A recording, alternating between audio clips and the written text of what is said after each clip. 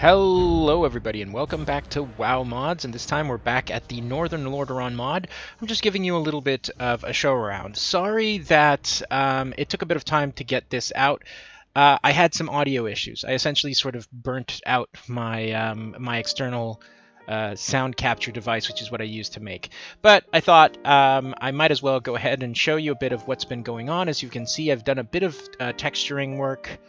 There's been a bit of like trees and added details that I've been making, but I just wanted to show you the route that will eventually evolve into going up into this path.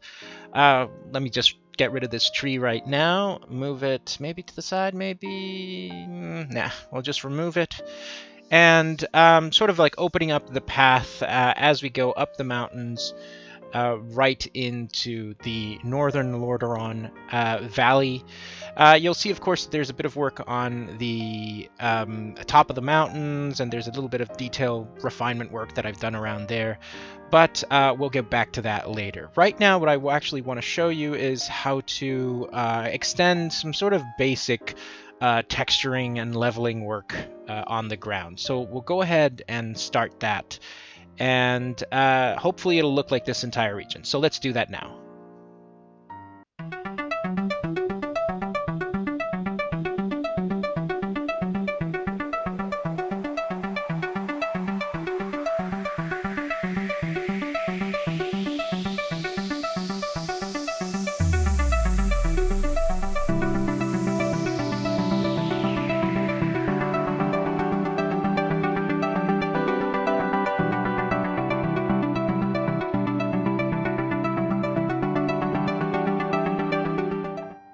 Alright, so we're back.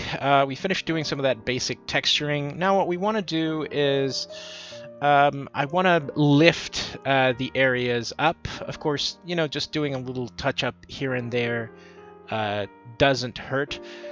I'm going to go in at another point and actually start making more details and more corrections. But right now, what I want to do is I just want to raise the land across all these things, and once I'm done with that, we'll be back and I'll tell you more.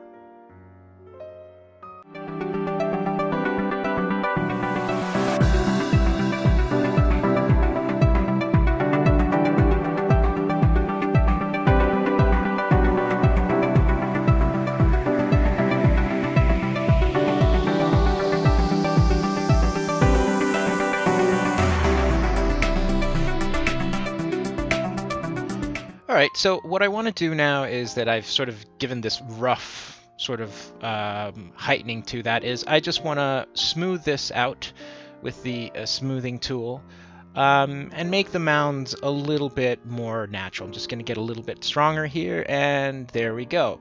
So I'm going to go ahead and finish trimming this off, and we'll see you shortly.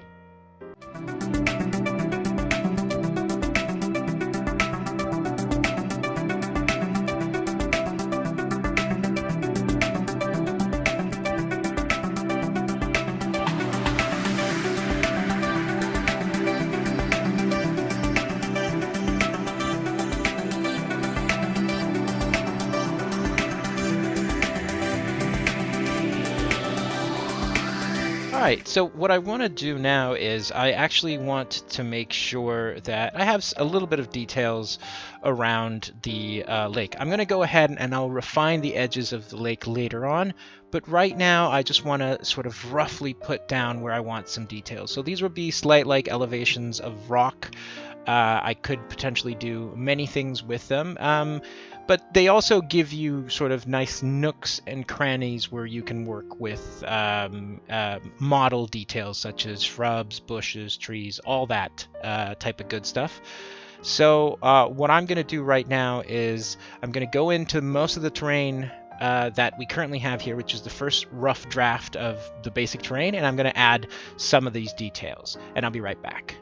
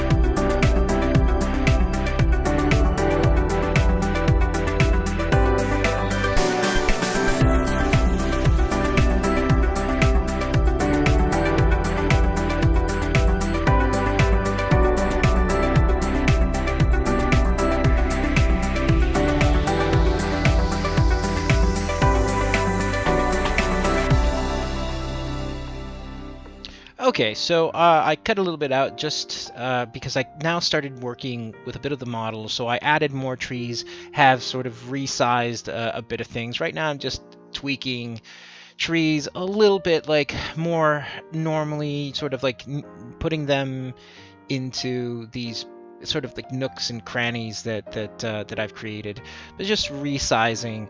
One of the things that, or one of the tricks that you want to work on with a lot of these projects is, I don't think this area is tremendously enormous. So a way to make areas look bigger is to make perspective work for you, and also remember the size of the player characters on the map. There are actually references. I've never used them because I kind of have an idea of how much that is, but you want to make sure that anything that's immediately at sort of ground level has the adequate size compared to a player. But as you move up the mountains or up the slopes, you can progressively make your trees smaller, and they will still retain from the very flat. So from like viewing points, they might sort of increase the perceived distance between trees. So you want to make sure you don't have two big trees, that the trees that are on top, let's say, of my mountain are not the same size as the big trees at the bottom. You know, I want them smaller. You also want to make sure that the details that you have regarding trees when they're coming out of mountains and whatnot is, remember, trees don't grow completely straight, and given that in WoW it's really the same model that's used maybe once or twice over and over again, and that's how we get variety. Having a special attention to size variation, inclination of trees is something that you really do want to consider, because it gives a much more natural perception of the forest that you're building, per se. But I'm just going ahead right now, and I'm doing a fair bit of work right now with the trees, with the mountains, and hopefully when we come back to the next episode, I'll be able to show you a bit more, and I'll probably have this a bit more developed, and we'll see where we take it from there. What else would I like to continue doing? I'd like to maybe work on some of the frozen areas at some stage, maybe a back area. But anyways, that's it for today. So until next time, everybody, I hope you enjoyed. Stick with us. Remember to like and subscribe, and I will see all of you next time.